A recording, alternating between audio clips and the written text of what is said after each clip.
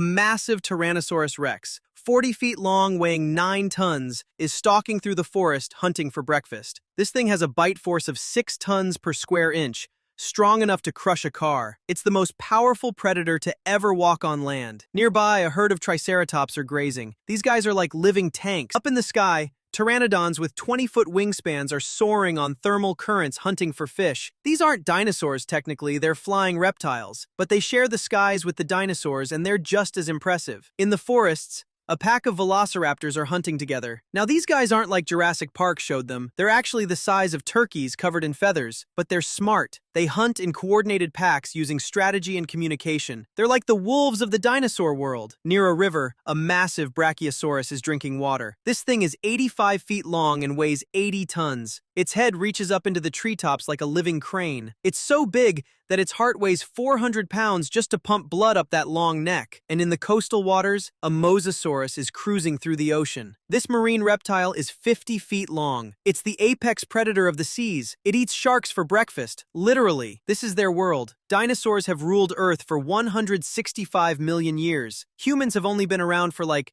300,000 years. Dinosaurs had it figured out. They dominated every ecosystem.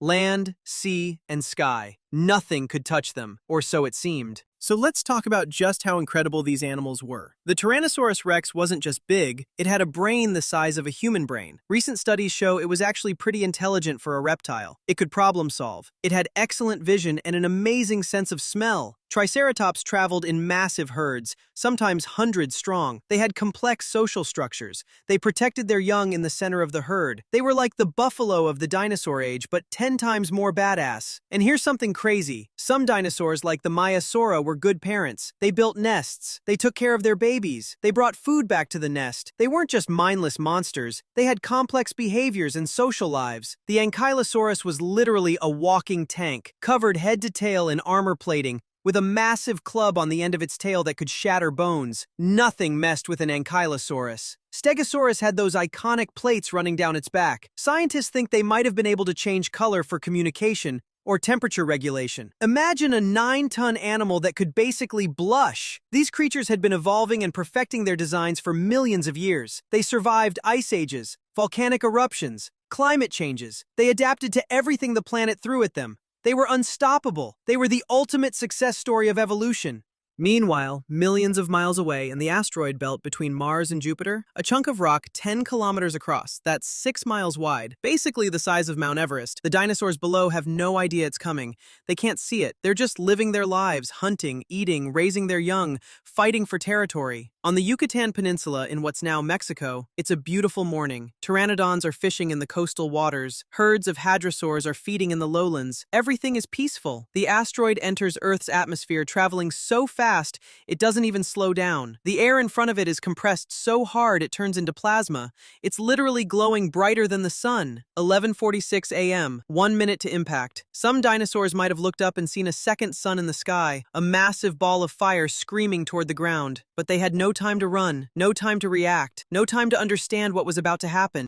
Impact! The asteroid slams into the Yucatan Peninsula at Chicxulub, traveling at 67,000 kilometers per hour. The energy released is equivalent to 1 billion atomic bombs going off at the exact same time. The asteroid punches through the Earth's crust like it's paper. It creates a crater 180 kilometers wide and 20 kilometers deep in less than 1 second. The dinosaurs within 1,000 kilometers are vaporized instantly. They don't even have time to feel pain. They're just gone, turned into atoms. T-Rexes, Triceratops, everything within the blast radius just ceases to exist. The shockwave expands outward at supersonic speed. Forests are flattened like grass. Mountains crumble. Dinosaurs are thrown through the air like toys. A Brachiosaurus weighing 80 tons is picked up and tossed kilometers away. Molten rock is ejected back into space and then falls back down all over the planet like a rain of fire. A mother Maiasaura is trying to protect her babies. She covers them with her body as burning rocks fall around them. She's doing everything evolution programmed her to do. Protect the young, but it's not enough. Nothing is enough. The impact creates a magnitude of heat so intense,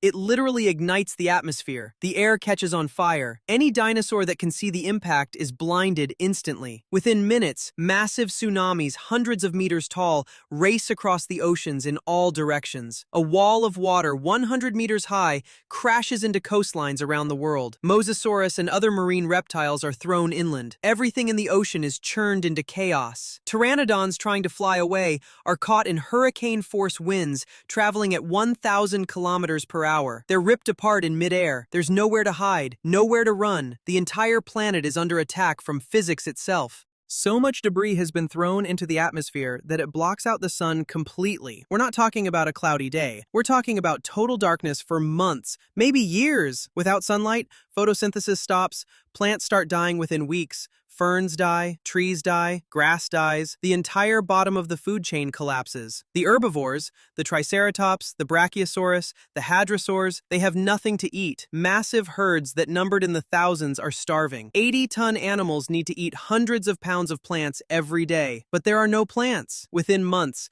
the herbivores are gone, all of them. And then the carnivores die, because with no herbivores, there's no prey. T-Rex, the king of the dinosaurs, the apex predator, is starving. 2 years after impact, the age of dinosaurs is over. 165 million years of evolution, of dominance, of incredible creatures, ended by a rock from space. 75% of all species on Earth are extinct. So who survived? Well, small mammals hiding in burrows made it. They could survive on insects, roots, basically anything. Being small was an advantage for once. And some dinosaurs actually survived. Birds. Birds are literally dinosaurs. They're direct descendants of small feathered dinosaurs. So technically, dinosaurs never went fully extinct. They're still here. That pigeon you see in the park, that's basically a tiny dinosaur. Crocodiles and alligators survived. Sharks survived. Some turtles made it. Basically anything that could hide underground, live in water, or survive on very little food had a chance. And here's the crazy part. If that asteroid had missed Earth, if it had arrived 10 minutes earlier or later and hit the ocean instead, dinosaurs might still be here. We might not exist. Mammals might never have gotten the chance to evolve and diversify. So, that asteroid that killed the dinosaurs, that ended 165 million years of reptile dominance, that single rock from space is the only reason you're watching this video right now. The dinosaurs had to die for us to rise. That's the legacy. The last day of the dinosaurs